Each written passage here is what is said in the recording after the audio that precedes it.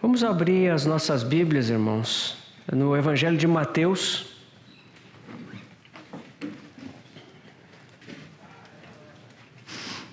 Evangelho de Mateus, no capítulo 28. O finzinho do Evangelho de Mateus. Versículos 16 a 20.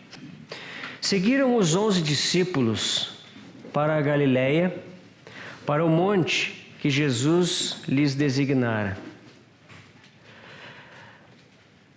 E quando o viram, o adoraram, mas alguns duvidaram. Jesus, aproximando-se, falou-lhes dizendo: toda a autoridade me foi dada, no céu e na terra. Ide, portanto, fazei discípulos de todas as nações, batizando-os em nome do Pai, e do Filho e do Espírito Santo, ensinando-os a guardar todas as coisas que vos tenho ordenado. E eis que estou convosco todos os dias, até a consumação do século. A ênfase aqui é: toda a autoridade me foi dada no céu e na terra. O Evangelho de Lucas, no capítulo 24. Lucas 24, versículos 50 a 52. Podemos ler desde o versículo 49. Lucas 24, 49 até 52. Eis que envio sobre vós a promessa de meu Pai. Permanecei, pois, na cidade, até que do alto sejais revestidos de poder. Então os levou para Betânia e, erguendo as mãos, os abençoou. Aconteceu que, enquanto os abençoava, ia se retirando deles, sendo elevado para o céu. Então eles, adorando-o, voltaram para Jerusalém, tomados de grande júbilo. Atos, capítulo 1. Atos, capítulo 1, versículos de 1 a 11. Escrevi o primeiro livro, ó Teófilo, relatando todas as coisas que Jesus começou a fazer e a ensinar, até ao dia em que, depois de haver dado mandamentos por intermédio do Espírito Santo aos apóstolos que escolhera, foi elevado às alturas. A estes também, depois de ter padecido, se apresentou vivo, com muitas provas incontestáveis, aparecendo-lhes durante 40 dias e falando das coisas concernentes ao reino de Deus. E comendo com eles, determinou-lhes que não se ausentassem de Jerusalém, mas que esperassem a promessa do Pai, a qual, disse ele, de mim ouvistes. Porque João, na verdade, batizou com água, mas vós sereis batizados com o Espírito Santo não muito depois destes dias. Então os que estavam reunidos lhe perguntaram: Senhor, será este o tempo em que restaures o reino a Israel? Respondeu-lhes: não vos compete conhecer tempos ou épocas que o Pai reservou pela sua exclusiva autoridade. Mas recebereis poder ao descer sobre vós o Espírito Santo, e sereis minhas testemunhas, tanto em Jerusalém, como em toda a Judéia e Samaria, e até os confins da terra. Ditas estas palavras, foi Jesus elevado às alturas, à vista deles, e uma nuvem o encobriu dos seus olhos.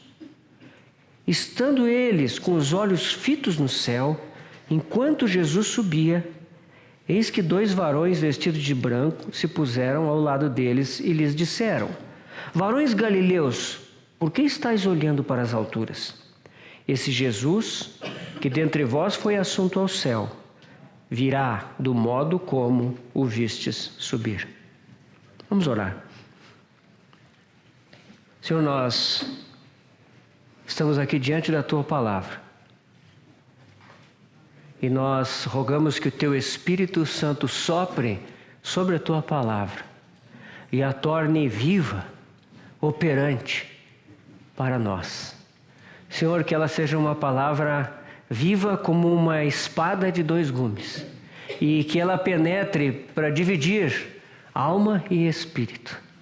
Que ela possa discernir os pensamentos e propósitos do nosso coração. E ao fazer isso, que ela venha trazer o que é Teu, o que é celestial e venha edificar, Pai amado, a vida do Teu Filho nas nossas vidas.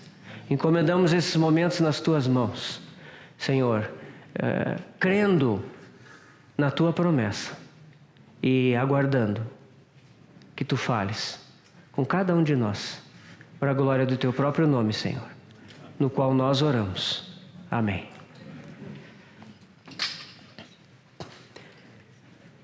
Chegamos ao 7º e último evento da vida do Senhor que nos propusemos a estudar juntos.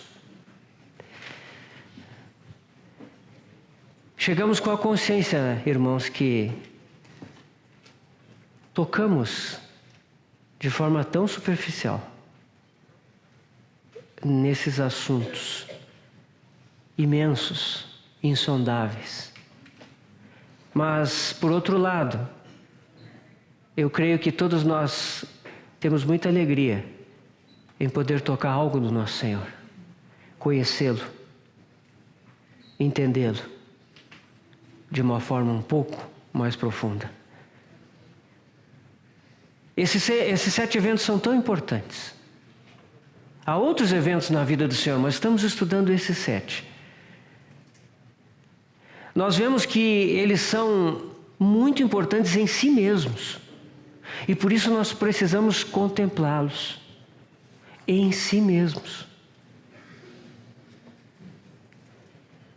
Nós somos muito subjetivos. Nós, quando nos achegamos a Deus, quando nos achegamos à palavra de Deus, às coisas de Deus, muitas vezes, irmãos, nós temos dificuldade em esquecer dos nossos problemas, das nossas necessidades, das nossas curiosidades. E nós nos aproximamos de Deus sempre muito conscientes de nós mesmos. Isso nos impede de contemplar as coisas de Deus. E nos impede de contemplar o Filho de Deus na sua própria beleza e glória. Por isso esses eventos são importantes, em que nós os consideremos em si mesmos, na pessoa do nosso Senhor. Mas claro, em seguida, também devemos considerá-los nas consequências gloriosas que eles têm para conosco. Chegamos à ascensão. A ascensão do nosso Senhor.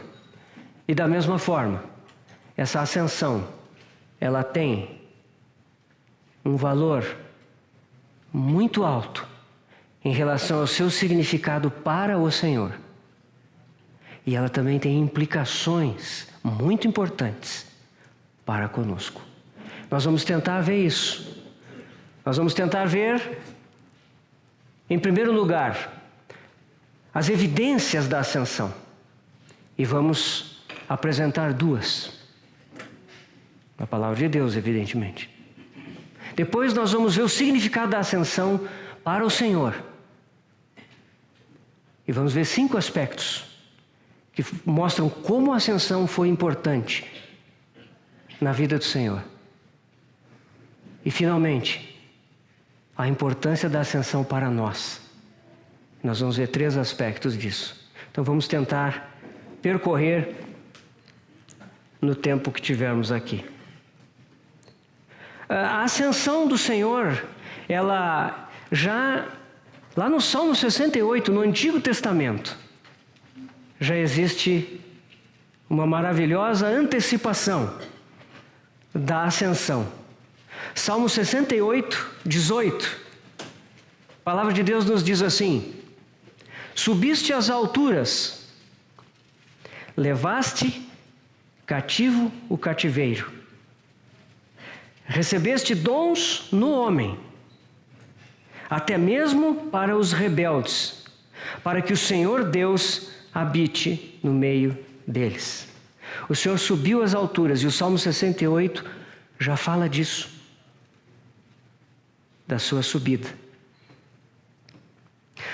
O Senhor Jesus, ele também já havia falado aos seus discípulos antes do evento da ascensão, desde cedo no seu ministério, lá em João 6. João 6, versículo 62. O Senhor diz aos seus discípulos, após aquele discurso sobre o pão da vida, em que ele fala de comer a sua própria carne e beber o seu próprio sangue, muitos ficam escandalizados, e o Senhor pergunta: que será, pois, se virdes o Filho do Homem subir para o lugar onde primeiro estava? O Senhor tinha consciência de que ele voltaria ao lugar da onde ele viera. No próximo capítulo de João 7, versículo 33, o Senhor diz aos seus discípulos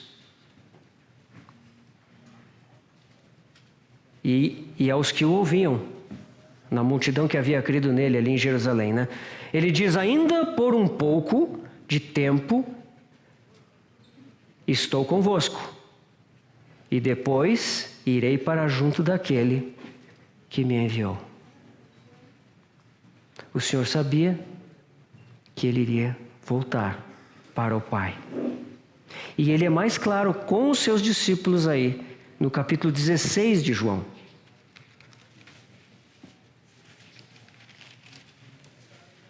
Versículo 28.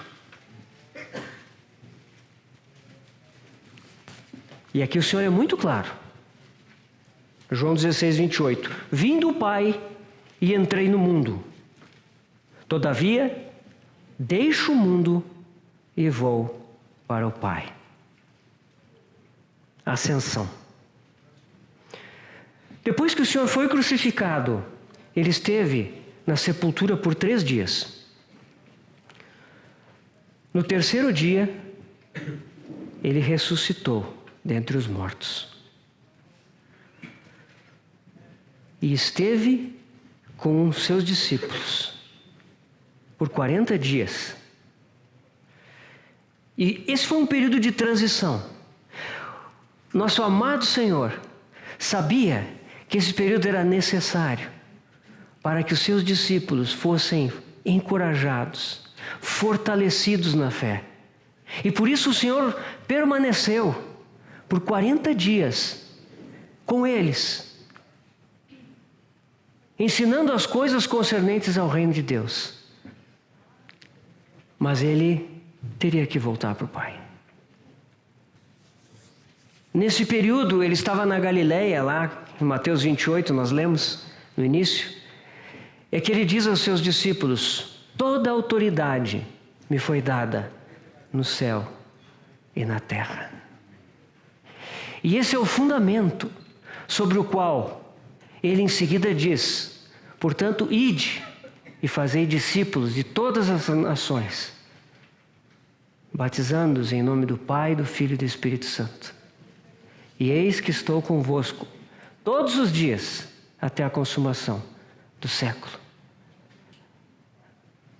Esse encargo que o Senhor nos passa é baseado nessa nova posição que ele vai receber na sua ascensão. Toda a autoridade me foi dada no céu e na terra. Era absolutamente justo que aquele que havia se esvaziado, aquele que havia realizado completamente toda a obra que o Pai lhe confiara, retornasse agora ao céu, como homem na glória. Isso é a consequência natural. O mundo aqui não era mais um lugar adequado para o Senhor. uma vez que ele havia ressuscitado em corpo glorificado, em corpo de glória. O retorno do Senhor, irmãos, é muito importante. O retorno do Senhor ao céu é a consumação de toda a sua obra. E sem esse retorno, a sua obra seria incompleta.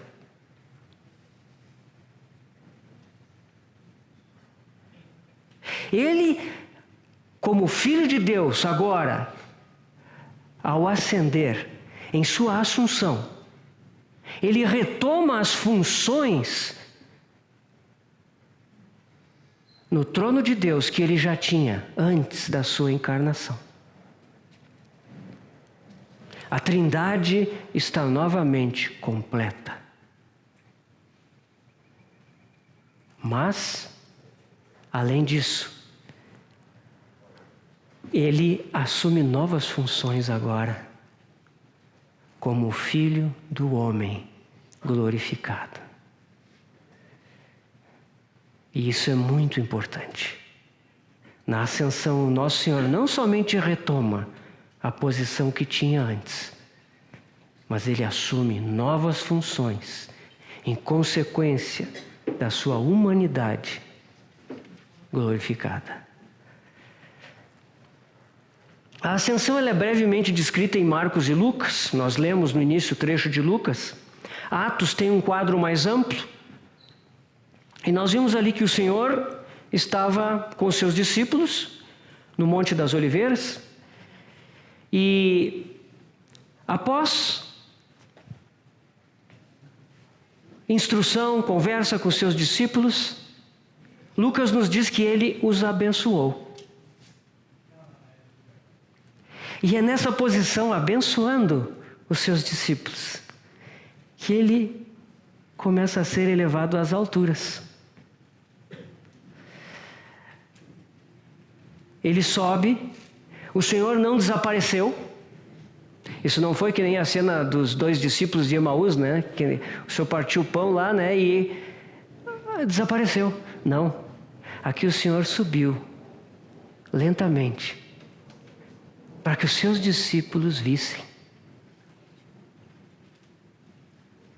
Assim como o nosso irmão Luiz falou, né, que o túmulo, a pedra foi rolada, não por causa do Senhor, mas por nossa causa, por causa dos discípulos.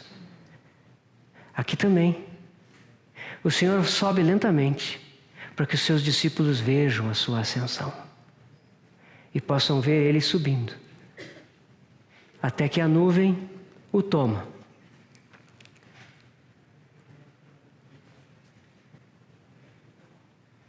Depois que ele sumiu, que ele desapareceu naquela nuvem, a grande pergunta é: será que ele foi ao céu? Será que ele chegou lá mesmo? O que será que aconteceu? Eles viram, seus olhos contemplaram o Senhor até aquela nuvem. O que aconteceu depois? Isso é muito importante para nós. E certamente o Senhor não deixaria os seus discípulos sem uma certeza com relação a isso. Quais são as evidências da ascensão do Senhor? A primeira, meus irmãos, se dá pela descida do Espírito Santo. O Senhor disse que eles esperassem até que fossem revestidos de poder. O Senhor havia falado da promessa do Pai. Ele falou em Lucas 24, para que eles aguardassem a promessa do Pai, que de mim ouvistes. Aonde o Senhor havia falado essa promessa?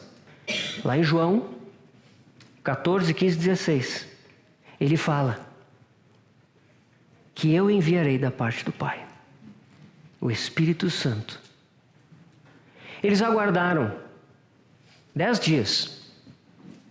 Haviam se passado 40. Agora mais 10 dias, chegamos no Pentecostes. 50 dias após a Páscoa. 120 discípulos estavam orando naquele cenáculo em Jerusalém. Então veio sobre eles o Espírito Santo e eles foram batizados em um só corpo.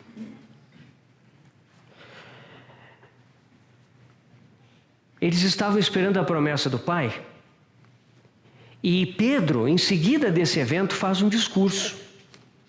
Esse discurso de Pedro tem sido bastante referido aqui por todos nós. Atos 2, 32, 33. Pedro testemunha assim: a este Jesus Deus ressuscitou, do que todos nós somos testemunhas. Exaltado, pois, à destra de Deus, tendo recebido do Pai a promessa do Espírito Santo, derramou isto que vedes e ouvis. Ele recebeu a promessa do Pai e ele derramou o Espírito Santo. Então, irmãos,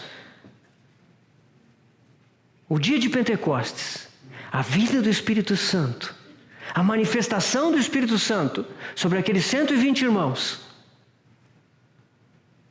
foi a evidência, a prova de que o Senhor chegou ao céu, recebeu a promessa do Pai e derramou o Espírito Santo. E essa manifestação é a evidência de que o Senhor chegou ao céu. Há uma outra evidência também. Essa evidência se encontra lá em Apocalipse, no capítulo 5. Vamos ler. Esse capítulo é curto, de 1 a 14. Eu gostaria de ler esse capítulo com os irmãos. Nós estamos numa conferência de treinamento e eu sei que tem muitos jovens aqui. E alguns não tão jovens, mas com um espírito jovem, no sentido de desejarem ser usados pelo Senhor, né? Às vezes até o corpo já está um pouco mais desgastado, mas lá dentro no espírito tem um desejo de servir o Senhor, né? O Mário gosta de Caleb, né? E o Caleb para mim também é um personagem muito interessante, porque o Caleb tinha 80 anos e ele chegou na Terra Prometida e ele não ficou murmurando: agora eu sou velho, eu tive que ficar 40 anos por causa desse pessoal aí. Que nada. Ele entrou na terra e disse: olha, eu estou agora como era quando jovem. Me dá essa montanha. Né? E foi lá e conquistou. E essa era a disposição. Então que o Senhor nos encontre com essa disposição sempre. Né? Sejamos jovens ou se não nem tão jovens fisicamente. Mas esse é o espírito que o Senhor quer que nós tenhamos. O espírito de conquista. Ao final da nossa mensagem de hoje nós vamos falar por que isso é importante, em vista da ascensão do Senhor. Mas nós vamos ler esse capítulo. E eu queria dizer, já como nós estamos em treinamento, se você quer ministrar a palavra de Deus, é muito importante ler a palavra de Deus pausadamente, com reverência, com entonação.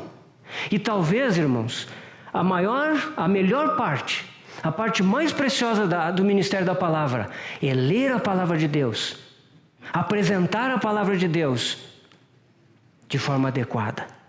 O Espírito Santo se compraz em tomar essa palavra e falar através dela. Claro que nós devemos ser usados para explicar, para expandir, para ilustrar, sim. Mas lembre-se disso. Você que quer ministrar a palavra de Deus, você que já está ministrando a palavra de Deus, leia a palavra de Deus com reverência. Ela é a palavra eterna de Deus. Então vamos ler. Apocalipse 5. É uma cena celestial, muito importante para nós compreendermos a ascensão do Senhor. João foi levado aqui em visão, né? Uma porta foi aberta no céu e uma voz disse para ele: sobe para aqui. E ele subiu. E lá ele viu essa cena. E nós vamos ler a partir do 5:1. Vi na mão direita daquele que estava sentado no trono um livro, escrito por dentro e por fora, de todo selado com 7 selos. Vi também um anjo forte que proclamava em grande voz: quem é digno de abrir o livro e de lhe desatar os selos? Ora, nem no céu, nem sobre a terra, nem debaixo da terra, ninguém podia abrir o livro, nem mesmo olhar para ele.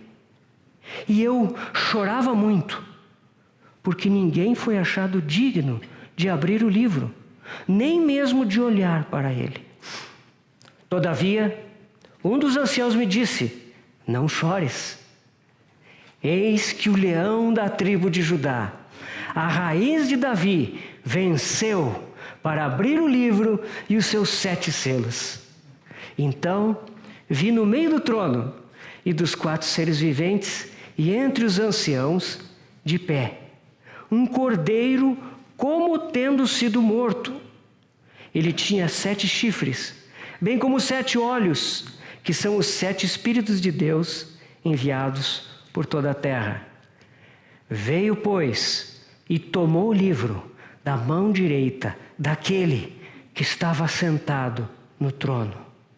E quando tomou o livro, os 4 seres viventes e os 24 anciãos prostraram-se diante do cordeiro, tendo cada um deles uma harpa e taças de ouro cheias de incenso, que são as orações dos santos. E entoavam um novo cântico, dizendo: digno és de tomar o livro e de abrir os selos, porque foste morto e com teu sangue compraste para Deus os que procedem de toda a tribo, língua, povo e nação.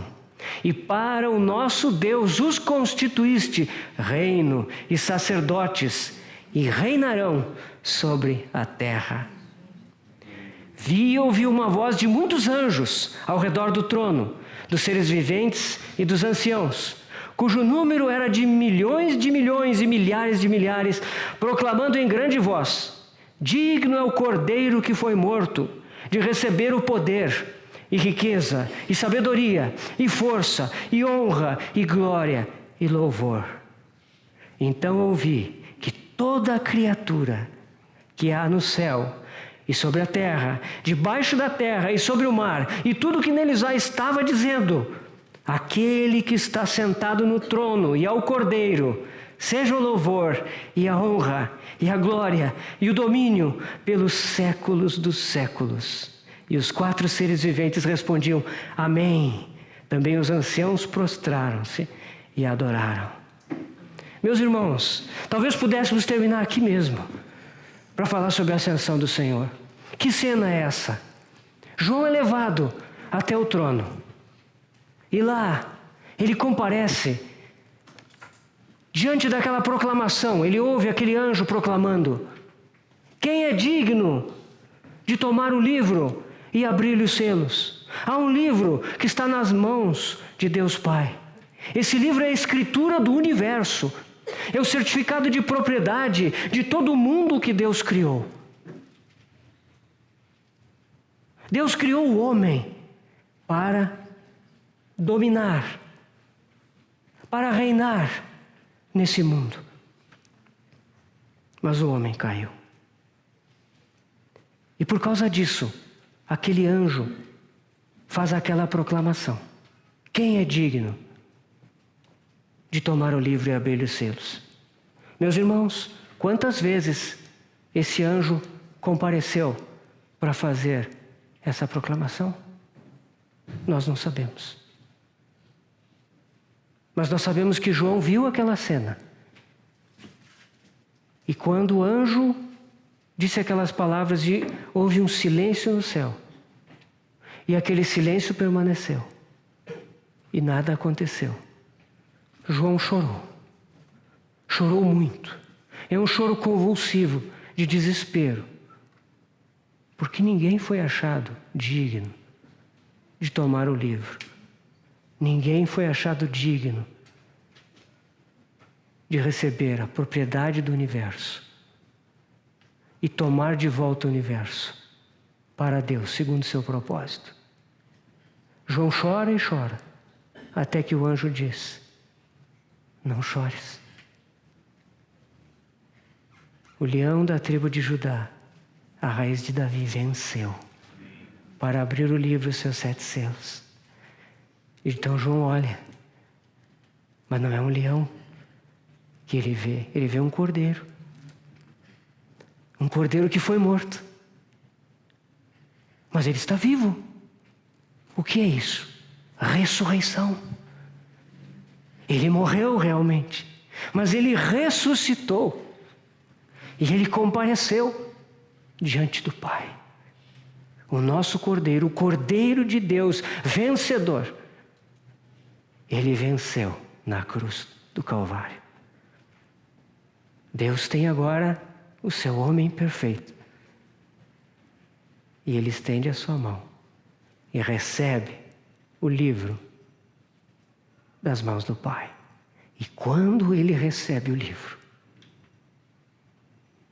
o céu irrompe em adoração. Há como que uma grande explosão de louvor e adoração. Ela começa no centro do trono, com os 4 seres viventes e os 24 anciãos, que cantam aquele primeiro cântico: digno és de tomar o livro e de abrir-lhe os selos, porque foste morto, e com teu sangue compraste para Deus os que procedem de toda tribo, língua, povo e nação, e para o nosso Deus os constituíste reino e sacerdotes, e reinarão sobre a terra. Esse é o cântico dos 4 seres viventes e dos 24 anciãos que se prostram diante do Cordeiro. Em seguida, muitos anjos, milhões e milhões e milhares de anjos, toda a milícia celestial, irrompe em cântico.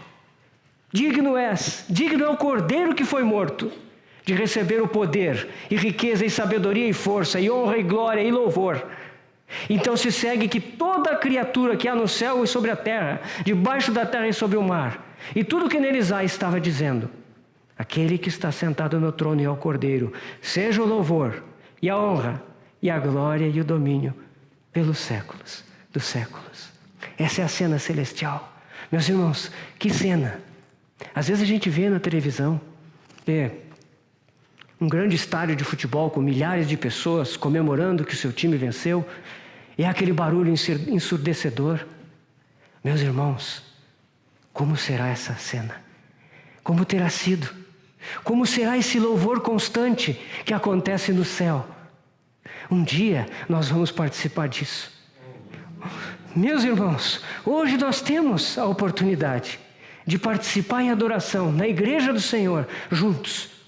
É apenas uma pequena amostra, é apenas algo tão minúsculo, mas um dia nós estaremos junto com a milícia celestial, com toda a criação, adorando ao nosso Deus e ao Cordeiro que foi morto. Gloriosa cena, essa é a ascensão do nosso Senhor. Ele voltou para a sua glória. Meus irmãos, que bênção que João, ele viu o Senhor subir naquela nuvem. Aqui já se passam cerca de 60 anos, talvez mais, que ele tinha visto aquela cena. Já passava muito tempo. Ele tinha visto o Senhor sumir naquela nuvem. Agora, ele era o último dos discípulos do Senhor. Todos já estavam com o Senhor. Então, o Senhor o leva até essa cena, e ele pode contemplar a glória da ascensão do nosso Senhor Jesus. Ele venceu, e ele está hoje na glória dos céus, à destra do Pai. Essas são as evidências da ascensão do Senhor. Qual é o significado da ascensão para o próprio Senhor?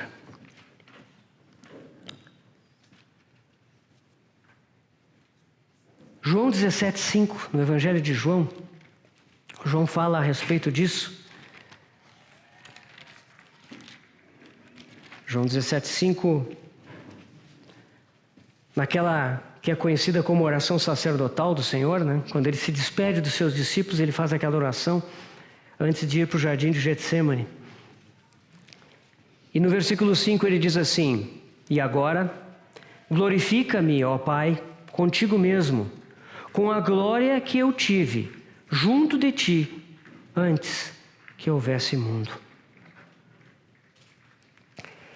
Antes da encarnação, o nosso Senhor compartilhava da glória da Trindade com Deus Pai e Deus Espírito. Ele habitava na glória e ele compartilhava daquela glória com o Pai e com o Espírito. Mas nós sabemos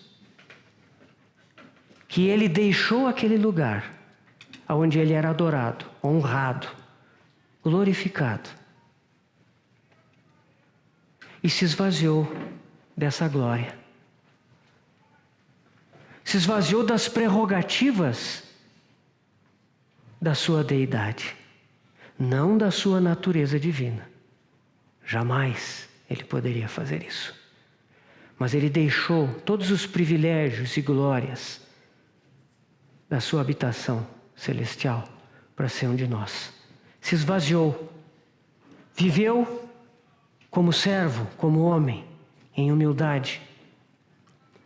Uma vez que ele cumpria, nesse momento, completava a missão que o Pai lhe dera, ele voltaria, retornaria ao seu Pai, retornaria a essa glória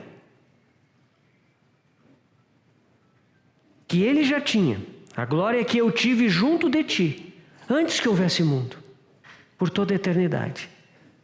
Então, agora o Senhor vai retornar à sua posição. Ele é o Filho de Deus e ele vai voltar àquela posição de glória. Ele vai voltar à posição de onipotência, de autoridade absoluta, de onipresença, de poder estar em todos os lugares ao mesmo tempo, de onisciência, de saber e ter conhecimento de todas as coisas. Agora o Senhor vai voltar. Ele é o Filho de Deus e, portanto, tendo cumprido a sua missão, ele retorna para aquela glória que ele já tinha.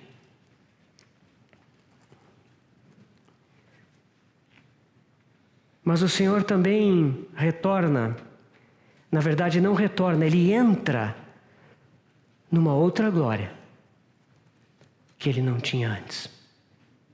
A glória como filho do homem. O nosso Senhor levou a sua humanidade perfeita para o céu. Ele nunca tinha sido homem, mas agora ele é o homem na glória. Irmãos, Deus criou o homem à sua imagem, à sua semelhança. Deus criou o homem com uma nobreza de propósito muito grande. Deus criou o homem para dominar, para sujeitar a terra, para multiplicar-se e encher a terra, dominar, reinar em nome do Rei. Esse é um chamamento no qual há glória. Essa é a nobreza do chamamento do homem. Mas o homem pecou. O homem caiu. E quando o homem caiu, o homem entregou essa posição para o usurpador, Satanás. E por causa disso, em vez de encher a terra e dominá-la, conquistá-la e sujeitá-la para Deus, nós hoje vemos um mundo que jaz no maligno, por causa da queda do homem. No entanto, esse homem fracassado, que não tinha mais como recuperar aquela sua posição, ele agora vê que Deus enviou ao mundo o seu Filho como segundo homem. Aquele homem inicialmente criado fracassou. E o nosso Senhor, como já foi falado aqui, Ele é o último Adão e o segundo homem. Ele encerra com Adão e Ele introduz uma nova criação, uma nova humanidade. Ele veio a esse mundo, Ele viveu em perfeita obediência ao Pai, como homem. Ele agradou ao Pai continuamente. Ele fez sempre o que agradava ao Pai. Ele nunca se rebelou, nunca se achou nele pecado e iniquidade. Ele foi o Cordeiro de Deus, perfeito e sem mácula, que pôde ir até aquela cruz e pagar o preço muito alto da nossa redenção. Por causa disso, Ele foi glorificado como homem. João 17, o mesmo capítulo que nós estávamos vendo. Nós vemos no versículo 5 que o Senhor fala da glória que já tinha, que eu tive junto de ti, antes que houvesse mundo. Essa glória o Senhor já tinha. Mas o versículo 24. Pai, a minha vontade é que onde eu estou estejam também comigo os que me deste, para que vejam a minha glória que me conferiste, porque me amaste antes da fundação do mundo. Essa glória aqui é uma glória que foi conferida ao Senhor. É uma glória que lhe foi dada. Essa é uma glória diferente daquela glória que ele tinha antes da fundação do mundo. E que com muita justeza ele recebe de volta na sua ascensão. Mas ele, mais do que aquela glória, agora ele tem outra glória. A glória como filho do homem, como homem perfeito, como aquele homem que cresceu de forma perfeita diante de Deus. E lá no Monte da Transfiguração foi glorificado. Porque a sua vida humana se tornou completamente compatível com o céu. Então, meus irmãos, quando o Senhor desceu do céu e encarnou, Ele deixou uma glória. Mas agora, quando Ele ascende aos céus, em retorno ao seu Pai, Ele tem uma glória dupla, como Filho de Deus e Filho do homem. Essa é a ascensão do nosso Senhor. Ele levou a sua humanidade para o céu. E isso é motivo de grande alegria para nós, seres humanos. Que um dia vamos encontrar com Ele no céu.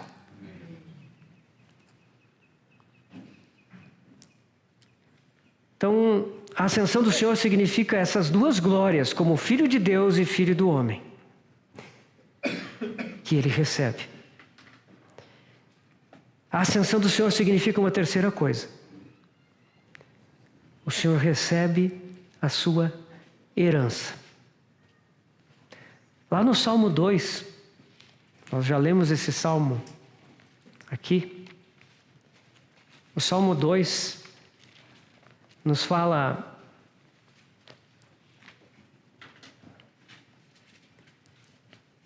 a respeito do ungido de Deus e o seu reinado. Salmo 2:6.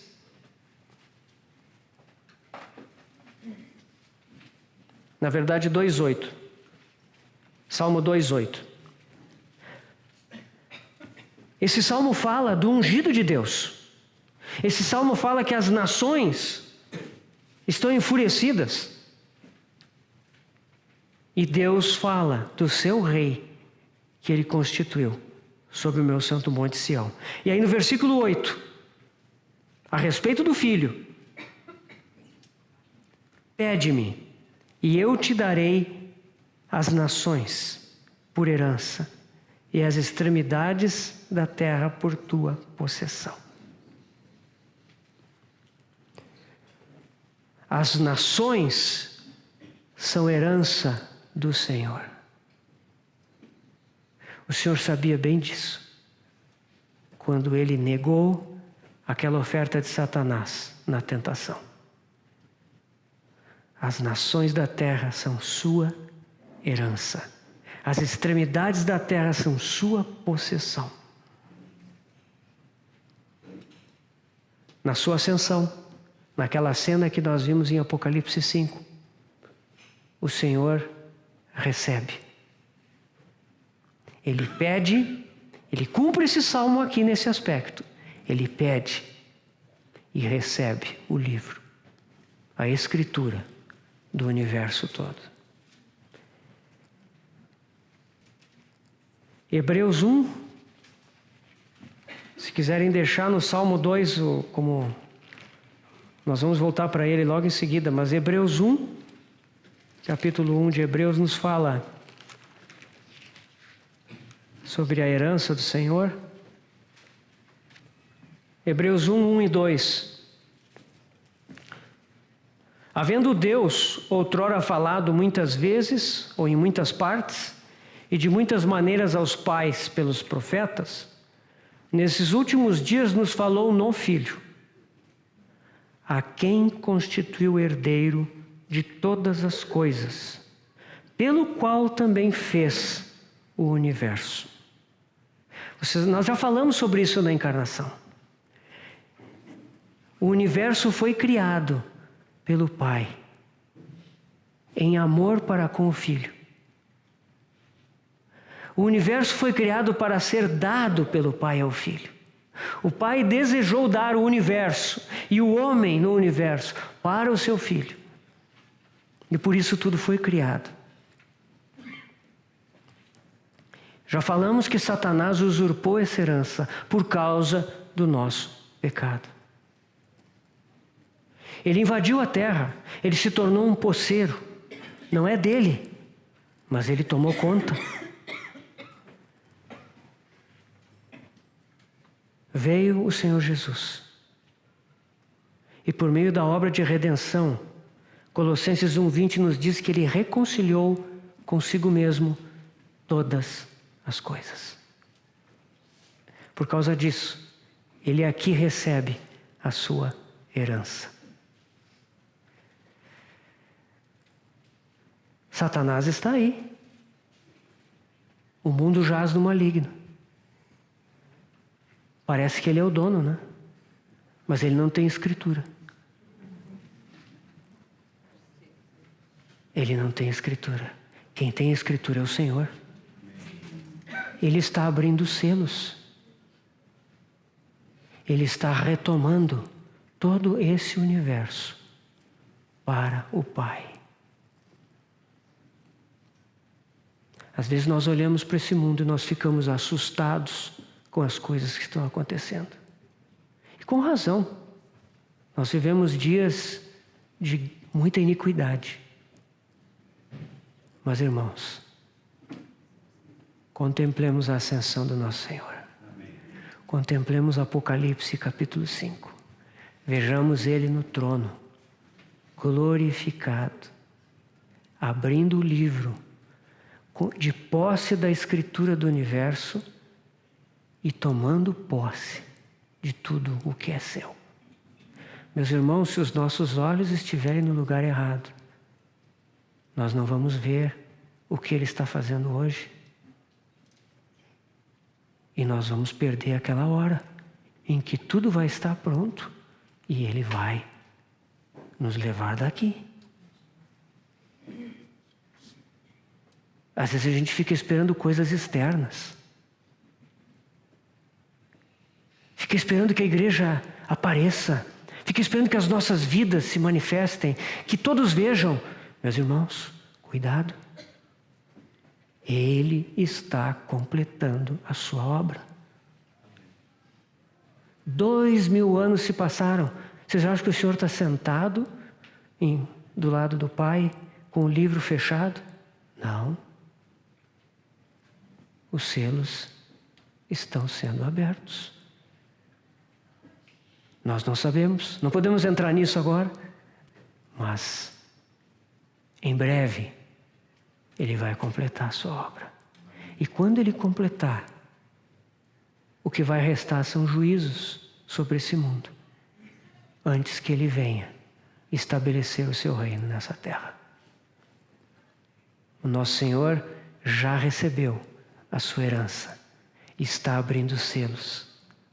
Está fazendo a obra de resgate de toda a terra para a vontade do Pai.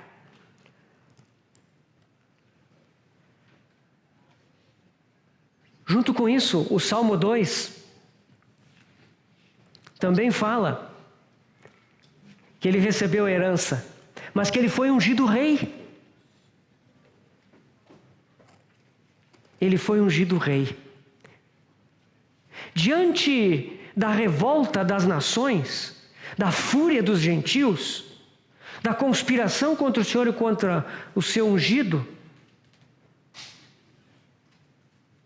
o Senhor diz o seguinte: eu, porém, constituí o meu rei sobre o meu santo monte, Sião.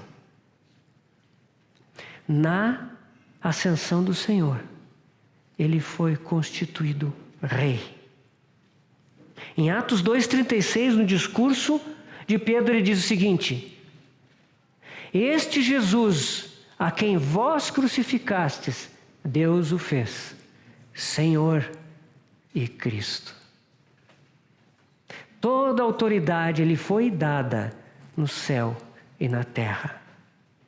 O Senhor está em autoridade. Ele é o Rei dos Reis hoje.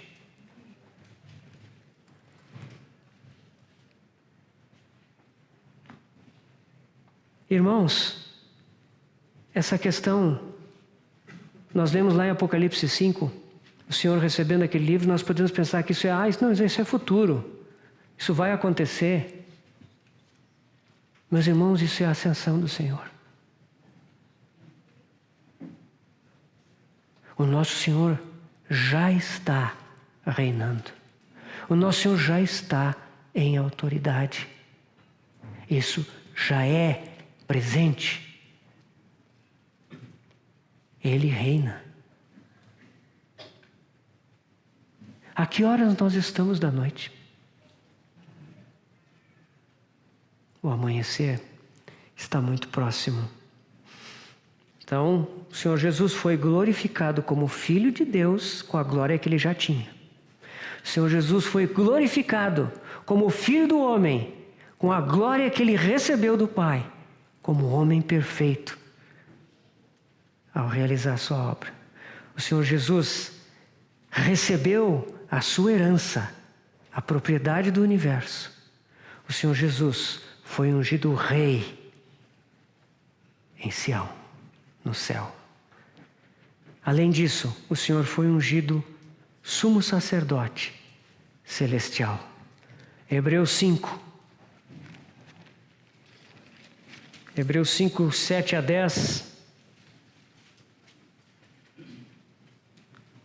Ele, Jesus, nos dias da sua carne, tendo oferecido com forte clamor e lágrimas, orações e súplicas a quem o podia livrar da morte, e tendo sido ouvido por causa da sua piedade, embora sendo filho, aprendeu a obediência pelas coisas que sofreu. E tendo sido aperfeiçoado, tornou-se o autor da salvação eterna para todos os que lhe obedecem. Tendo sido nomeado por Deus sumo sacerdote, segundo a ordem de Melquisedeque. Ele é o sumo sacerdote da nossa confissão, diz lá Hebreus 3:1. O Salmo 133 nos fala da unção do sumo sacerdote, né? Falando da comunhão, né? Cântico dos Degraus, falando da comunhão, né? Então ali diz que é como óleo que desce pela barba de Arão e que desce até a tradução atualizada diz a gola das suas vestes. Infelizmente é a orla, é a bainha das suas vestes. É um óleo que vem e desce e ele cobre todo o corpo. O que é isso? Isso é o Espírito Santo no dia de Pentecostes. O Senhor chegou ao céu na sua ascensão e ele foi ungido. A promessa do Pai. O Espírito foi derramado sobre a cabeça, mas ele desceu e cobriu todo o corpo aqui na terra. E a igreja foi formada. A mesma unção da cabeça é a unção que cobre todo o corpo.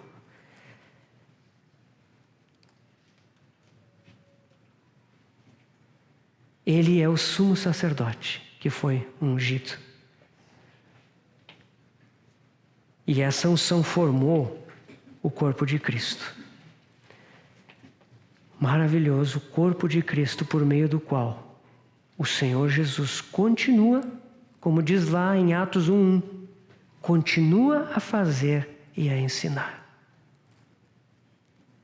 Atos 1:1 diz que ele começou a fazer e ensinar quando estava na terra.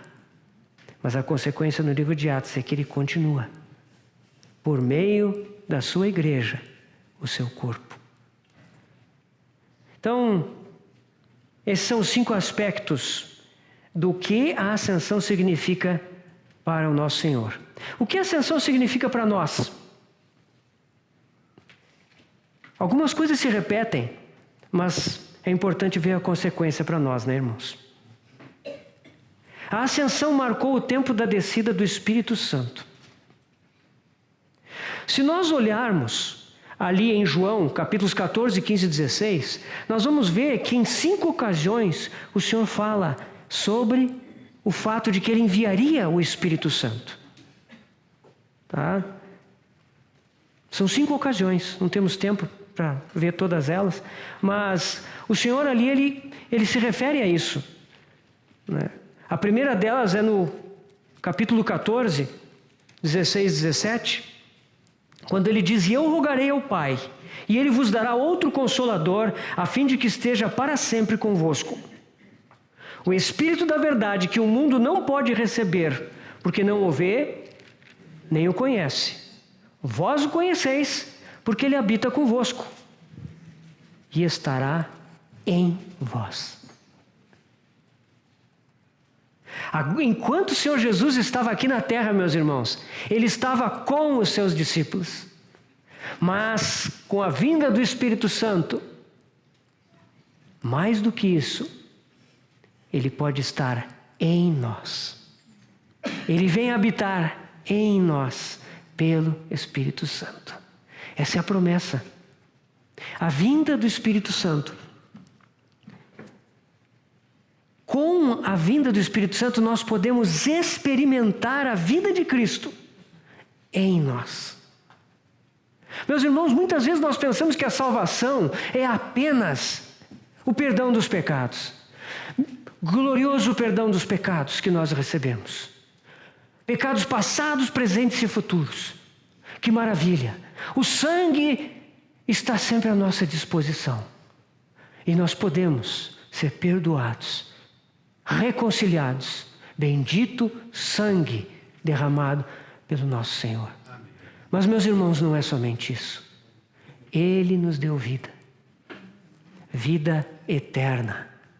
Não é apenas uma vida que não termina, indefinida para sempre. É uma vida agora, a sua vida. Uma vida maravilhosa, celestial, que vem habitar em nós. O Espírito Santo vem trazer essa realidade. E o Senhor foi muito claro. No capítulo 16 ele diz assim, 16, 7. "Mas eu vos digo a verdade, convém-vos que eu vá. Porque se eu não for, o Consolador não virá para vós outros. Se porém eu for, eu vos enviarei." O Senhor tinha que subir, ascender ao céu, para poder enviar o Consolador, para que Ele não estivesse mais apenas conosco, mas para que Ele estivesse em nós. Essa vida do Espírito, essa experiência, o Senhor Jesus, quando fala com a mulher samaritana, Ele diz para ela que aquele que beber da água que eu lhe der, esse terá nele uma fonte a jorrar para a vida eterna. Aquela mulher estava buscando água, um jarro de água, num poço profundo. Poço profundo porque ela tinha que percorrer escadas, até chegar lá embaixo com o seu jarro, encher e trazer de volta. O Senhor diz: se tu beberes a água que eu lhe der, tu terás em ti mesmo uma fonte que jorra para a vida eterna. Essa é a experiência do Espírito Santo, da vida do Senhor em nós. Em João 7, o Senhor diz, em Jerusalém, quem crer em mim, João 7, 38, quem crer em mim, como diz a Escritura,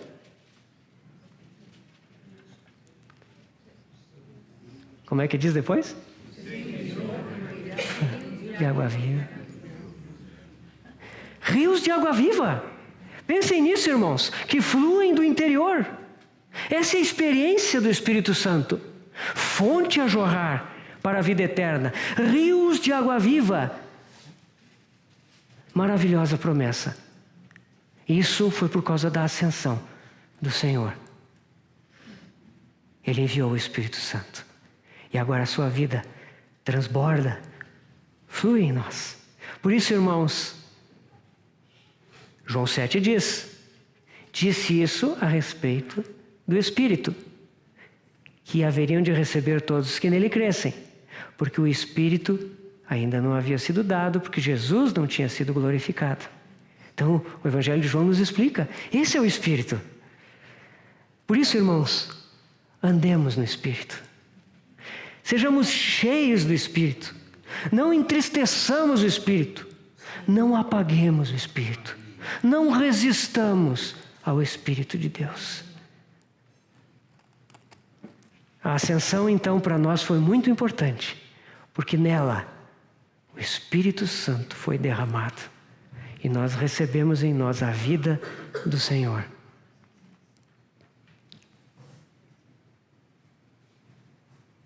Na ascensão do Senhor, também, Ele se tornou o nosso sumo sacerdote. Já vimos agora, quando vimos aqueles 5 aspectos do significado da ascensão para o Senhor, que esse foi um deles, né? Ele foi ungido sumo sacerdote. Agora nós queremos olhar esse sumo sacerdócio em termos de que ele é um ministério a nosso favor. O nosso Senhor exerce esse sumo sacerdócio no céu a nosso favor. Hebreus 3:1 diz que ele é apóstolo e sumo sacerdote da nossa confissão. Está lá em Hebreus 3:1.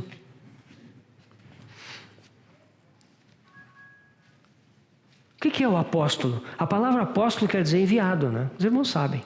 O significado de apóstolo é alguém que foi enviado. O nosso Senhor Jesus, ele foi enviado. E como enviado, ele veio do céu a esse mundo, se fez homem, habitou entre nós, realizou a obra do Pai, foi até aquela cruz. E ali nós fomos redimidos. Dali o nosso apóstolo voltou para o céu. Essa é a obra do apóstolo. Hebreus trata muito pouco disso. Capítulos 1 e 2 falam disso. Mas a grande parte do conteúdo da Epístola aos Hebreus é com a segunda parte, o sumo sacerdócio do nosso Senhor. Ele é o nosso sumo sacerdote celestial. Ele no céu administra os efeitos da sua obra para que sejam efetivos e reais em nós.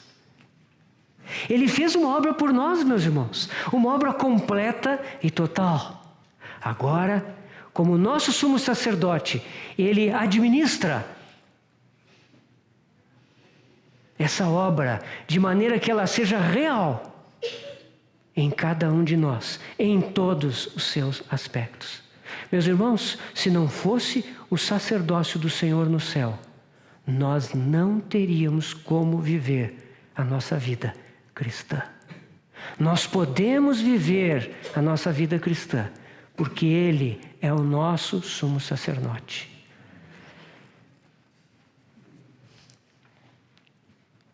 Hebreus 2:17 e 18 nos diz que Ele pode socorrer os que são tentados. E Ele sempre socorre. Hebreus 4:15 diz que Ele se compadece das nossas fraquezas. Ele tem compaixão de nós. Hebreus 7:25 nos diz que Ele pode nos salvar totalmente. E esse aqui nós temos que ler. Essas coisas gloriosas assim. Hebreus 7:25. Por isso, também pode salvar totalmente os que por Ele se chegam a Deus. Só essa parte. Ele pode salvar totalmente. Esse termo aqui, meus irmãos, totalmente, quer dizer não só que Ele nos salva completamente, que Ele nos leva à plenitude da salvação, mas que Ele continuamente nos salva. Ele é capaz de nos manter na salvação todo o tempo, pelo seu ministério celestial. Isso é salvar totalmente, continuamente, completamente, em plenitude. Ele pode salvar totalmente. Por quê? Vivendo sempre para interceder por eles. Ele vive para interceder por nós. Meus irmãos, nós esquecemos do Senhor a maior parte do tempo. Nós estamos ocupados com as nossas coisas, com as nossas contingências. Nós temos tantas necessidades, somos tão limitados. O nosso Senhor jamais deixa de interceder por nós. Ele vive para interceder por nós. Meus irmãos, essa intercessão não é uma intercessão geral. Como se ele dissesse lá em cima, abençoa aquele pessoal lá da conferência. Não, irmãos. Ele ora pessoalmente por cada um de nós. Ele conhece as nossas circunstâncias. Ele nos acompanha nos detalhes da nossa vida. Ele está sempre conosco. Por isso Ele intercede por cada aspecto. Nós não sabemos o que vai acontecer daqui a pouco, amanhã. Ele sabe.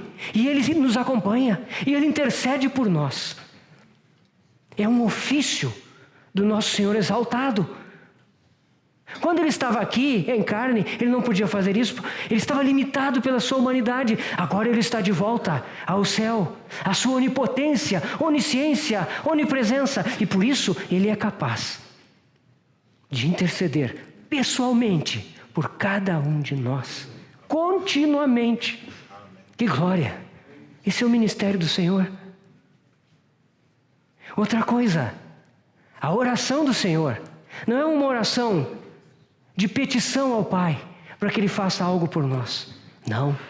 O Senhor reivindica com base na sua obra, com base na sua conquista, na sua pessoa. Ele reivindica continuamente os efeitos da sua redenção para cada um de nós.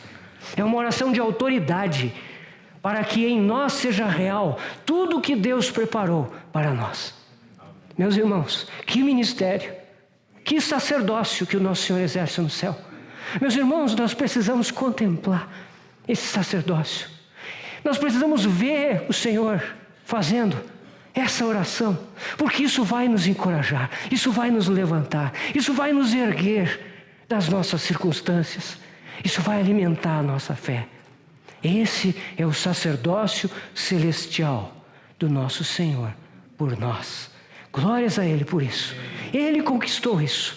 Ele ascendeu ao céu e agora Ele pode exercer esse ministério.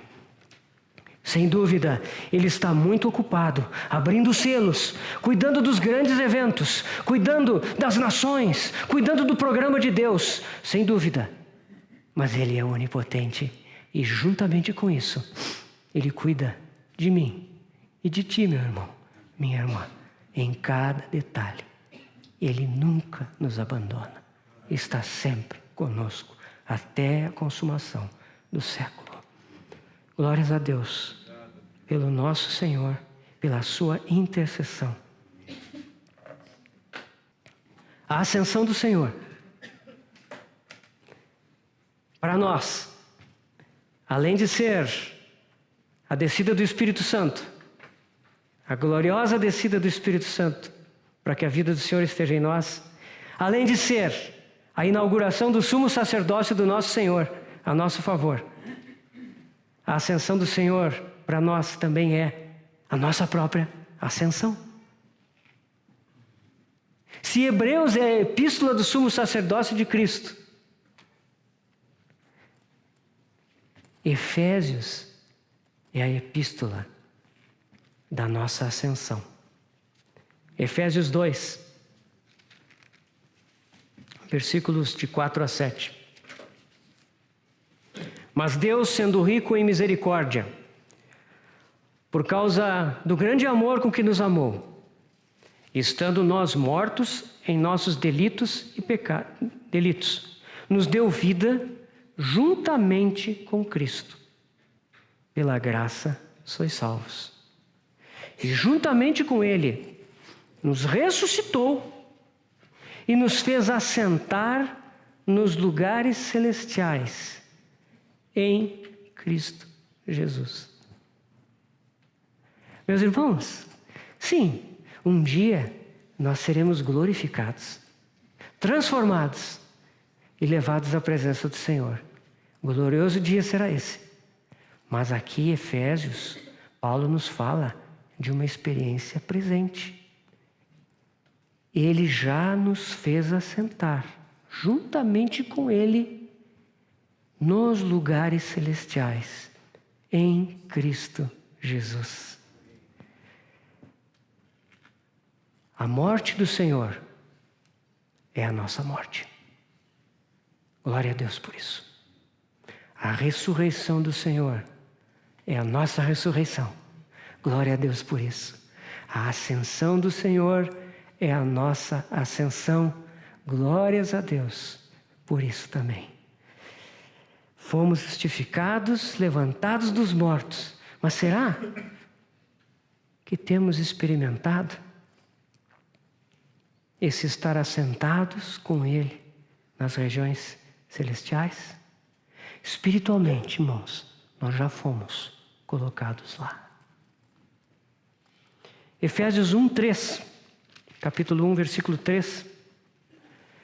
Bendito o Deus e Pai de nosso Senhor Jesus Cristo, que nos tem abençoado com toda sorte de bênção espiritual nas regiões celestiais em Cristo.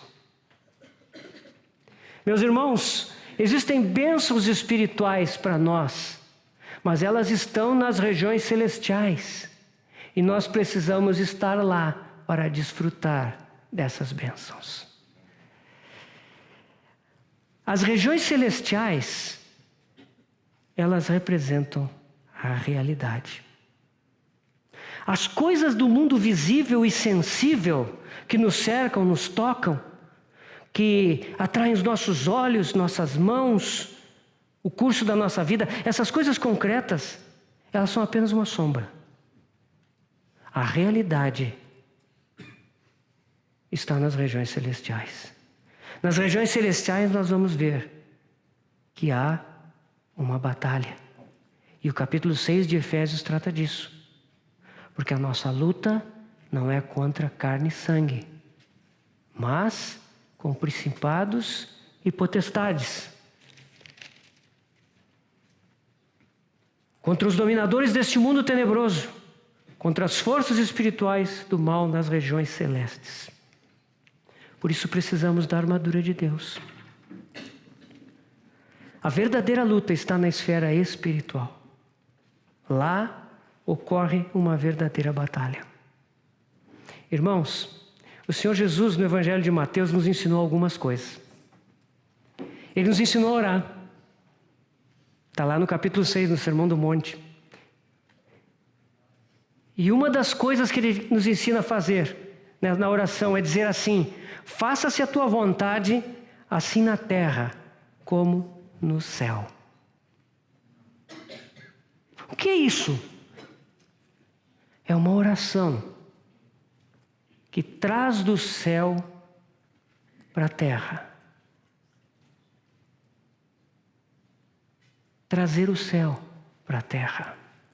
Quando Pedro faz a sua confissão, uma das coisas que o Senhor diz para ele é: dar-te as chaves do reino dos céus. O que ligares na terra terá sido ligado nos céus, e o que desligares na terra terá sido desligado nos céus. Vocês percebem? Ligar, desligar. Uns dizem atar, desatar. Essa promessa não fica só aqui em Mateus 16, 19. Lá em Mateus 18, 18, o Senhor estende essa mesma promessa a todos os discípulos e a todos nós.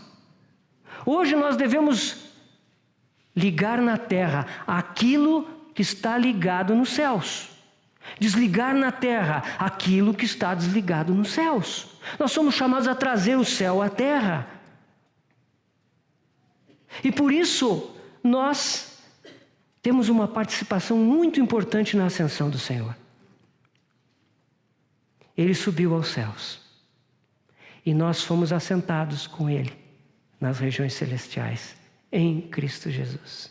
Meus irmãos, e nós precisamos conhecer o céu. Nós precisamos conhecer as regiões celestiais. Eu não estou falando aqui em ter uma experiência mística. Eu estou falando que nós precisamos de comunhão com o Senhor. Comunhão com o Senhor da glória. Comunhão com aquele trono lá de Apocalipse 5. Porque quando nós tivermos essa comunhão, nós vamos poder trazer as realidades celestiais aqui para a terra. A vontade de Deus aqui para a terra. Ligar, desligar. Esse é o chamamento da igreja. A igreja foi chamada para reivindicar a vitória de Cristo sobre todas as coisas, para aplicar a vitória de Cristo a todas as situações, até que tudo seja trazido aos pés do nosso Senhor. Por isso, a ascensão é tão importante. O Senhor subiu, Ele está na glória, Ele está em vitória. Ele reina, Ele é digno do louvor. Ele também é o nosso sumo sacerdote, que intercede por nós, em quem nós podemos confiar. E por causa dele, nós podemos nos levantar para viver uma vida celestial. Uma vida de céu na terra, apesar dos problemas, apesar das dores, apesar das aflições, apesar das limitações, apesar da oposição, nós olhamos para Ele e nós vemos o nosso sumo sacerdote, o vencedor. Ele faz real toda a sua conquista na cruz do Calvário, para que nós possamos vencer dia após dia. Glorioso é o nosso Senhor. Vamos orar.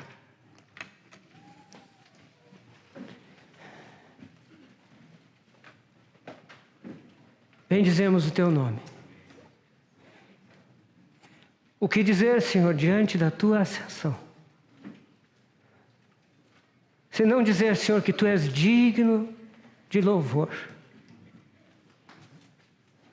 Nos prostramos diante de ti, Senhor. Adoramos o teu nome. Cordeiro de Deus entronizado, vem reinar sobre nós. Vem completar a tua obra, Cordeiro de Deus. Nosso precioso sumo sacerdote, que se compadece das nossas fraquezas, que sabe nos socorrer. Ó Senhor, completa a tua obra, atavia a tua noiva e vem reinar.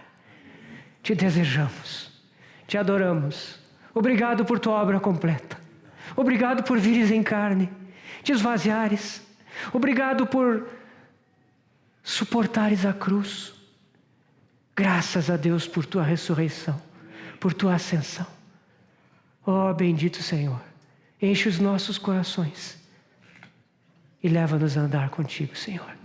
De modo que o Pai possa dizer dos teus filhos, vendo a ti nas nossas vidas, possa dizer: estes são os meus filhos amados, em quem eu acho todo o meu prazer. Que isso possa ser real para nós. Nós te pedimos e te agradecemos, ó Pai, no nome do Senhor Jesus. Amém.